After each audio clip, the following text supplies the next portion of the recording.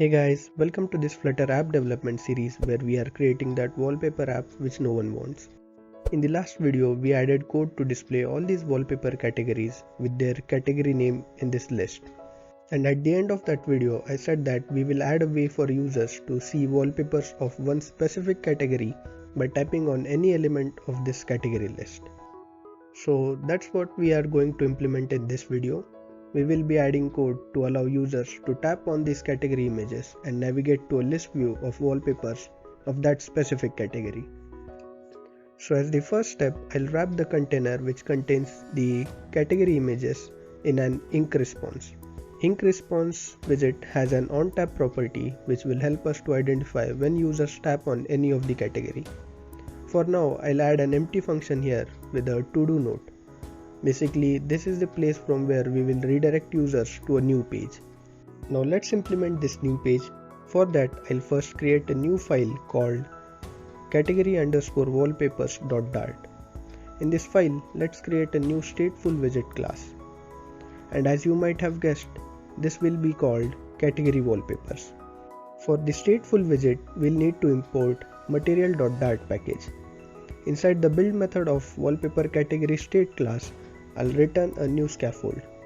Let's quickly add an app bar here with the title property as a text widget to display the name of our app. For the body property, I'll add a stream builder. You might argue, why am I adding a new stream builder here? I could have easily injected a snapshot into this new class, similar to what we did for pages of page view widget. The reason is that there is a problem if we go with that approach, and that is if we pass in a snapshot as an argument to this category wallpaper, and for some reason if the data in Firestore changes, category wallpaper will not receive a new snapshot. This means if a user is on category wallpaper, he or she will not see the latest data from Firestore. As a rule of thumb, whenever you are switching to a new scaffold, you should always register new listener. So I'll again set the stream property of this stream builder to snapshots of wallpaper collection. For the builder property, I'll add a function with context and snapshot as arguments. From this builder, I'll return a list view widget. Again here, I'll use the builder constructor. For now, let's keep the item count to 0, and for the item builder, I'll add a new function. From this function, I'll return a list style widget. And title property of this list style will be a cached network image. For now, let's keep the image URL as null. I'll quickly add the parameter to this builder function which I missed by mistake. Now to know which category of wallpapers this widget should display, I'll add a string field called category. Basically, this will store category name on which user has tapped. I'll add this field to the constructor as a named parameter. Also, to save ourselves from accidentally creating this widget without providing a category name, I'll mark this parameter as required. This will make sure that we get a build error if category name is not provided. Now in the builder of stream builder, I'll add an if check to make sure that snapshot has some data. Let's move the list view inside this if block, and let's return a circular progress indicator from the else part. But before returning this list view, we need to get all the wallpapers of selected category, and to do that we can use the where method on documents list of current snapshot. Basically, the function that we specify in where property gets called for every element of this list, and then it returns a new list of elements for which our function returns true. So here I'll compare the value of tag from document.datamap with the category field of this widget, and I'll return the result of this comparison.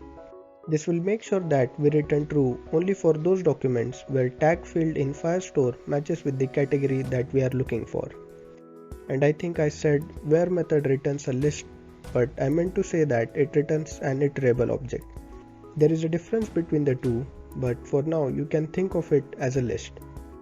So I'll store the returned object in a variable called category documents. Now we can change the item count to category documents.length. And for image URL, we can use category documents.element at current index.